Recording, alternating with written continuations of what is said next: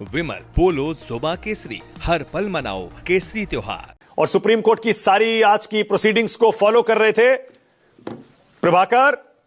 पहले जरा यही बताइए प्रभाकर, ये आज योगेंद्र यादव जो दो लोग ले गए सुप्रीम कोर्ट में, बड़ा ड्रामा हुआ, कौन थे ये लोग? आप माने का आपको याद होगा कि पिछली सुनवाई में जब सुप्रीम कोर्ट की तरफ से यह कहा गया कि आप 15 ऐसे लोगों को लेकर आइए या 15 लोगों का हम बताइए जो जीवित हैं और उनका नाम मतदाता सूची से काट दिया है, हम उसमें दखल देंगे। मुझे लगता है उसी की एक्सरसाइज थी ये। हालांकि योगेंद्र यादव जब सुनवाई अपनी बात खुद रख रहे थे, उन्होंने दो लोगों को पेश किया, लेकिन उसके पहले यहां पर एक याचिकाकर्ता जो आरजेडी के सांसद हैं सुधाकर सिंह, वो सुप्रीम कोर्ट आए थे और उन्होंने दावा किया कि उनके साथ 17 लोग आए हैं जिनका नाम काट दिया गया है। हालांकि उनकी तरफ से कोर्ट में पेश नहीं किया गया, उन्हें बताया गया कि शायद कोई बड़ा प्रेस कॉन्फ्रेंस करेंगे, उसके बाद से उन लोगों को भी सामने लाने की कोशिश की जाएगी।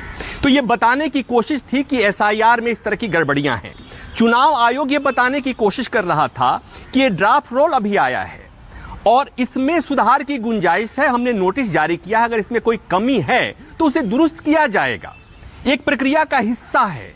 लेकिन जो बड़ी बात कही, जो सुप्रीम कोर्ट पहले भी कहा था और सुप्रीम कोर्ट अब भी कह रहा है कि पहले आप ये बताएं कि ये जो एसआईआर की प्रक्रिया जो हो रही है, क्या चुनाव आयोग के अधिकार क्षेत्र से बाहर का है?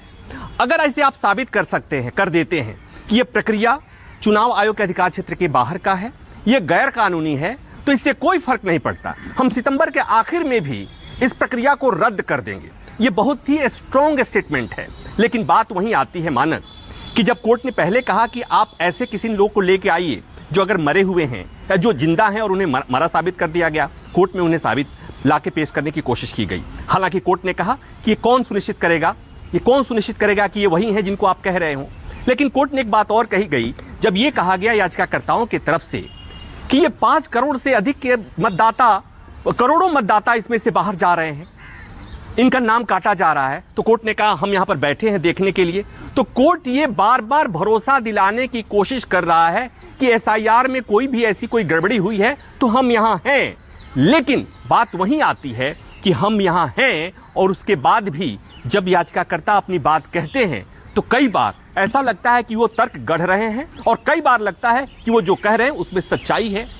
चुनाव आयोग सफाई देने की कोशिश कर रहा है, सियासत भी हो रही है और यहां पर कानूनी लड़ाई भी हो रही है मानक।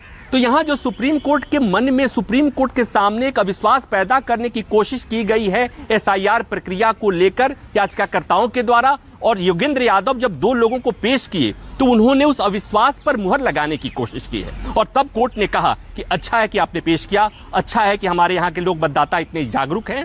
तो योगेंद्र यादव की उन्होंने तारीफ की, लेकिन जो योगेंद्र यादव ने सुप्रीम कोर्ट के जजों के मन में एक डाउट क्रिएट किया है, उसका असर कल की सुनवाई में निश्चित तौर पर पड़ेगा और हो सकता है कि इसका असर सुप्रीम कोर्ट के फैसले पर भी पड़े। लेकिन अभी तक की सुनवाई में सुप्रीम कोर्ट ये कह रहा है, ये सुप्रीम कोर्ट प्राइमा फेसा ये मान रहा है कि आधार कार्ड और वोटर आईडी को हम ऐसा कोई सबूत नहीं मान सकते जिसके आधार पर हम मतदाता सूची में शामिल करें। आधार कार्ड को नागरिकता के लिए दस्तावेज नहीं माना जा सकता।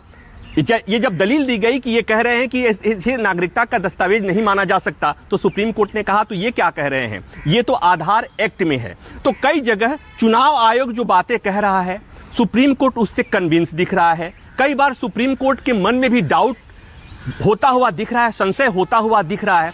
तो इसलिए इस स्टेज में कुछ कहना बड़ा मुश्किल है मानक कि ये ऊंट किस करवट बैठेगा। लेकिन निश्चित तौर पर इस पूरी प्रक्रिया को लेकर एक संदेह तो निश्चित तौर पर पैदा हो गया है और तभी सुप्रीम कोर्ट ने बात कहा कि अविश्वास का मामला है। बिल्कुल। और प्रभाकर, जरा अपने दर्शकों को बता भी दें, आज की हियरिंग जब खत्म हो रही थी तो जस्टिस सूर्यकांत ने कहा some issues require remedial measures, if you have taken very well, if not we will see. Thank you Mr. Yadav, you've given excellent analysis, thank you for your assistance. अब ये इसका मतलब ये है, बिल्कुल जैसे आपने कहा ना, वो सुप्रीम कोर्ट में जस्टिस सूर्यकांत की आखिरी टिप्पणी से वो रिफ्लेक्ट भी हो रहा है कि कुछ तो रेमीडियल मेजर लेने पड़ेंगे। अगर इलेक्शन कमीशन ने ले लिए हैं तो ठीक है, और नहीं लिए तो हम देखेंगे। यानी योगेंद्र यादव ने, ऐसा लगता है, आखिरी बॉल पे आज पहले दिन की सुनवाई में बिल्कुल छक्का मारा है। हाँ बोलिए प्रभाकर।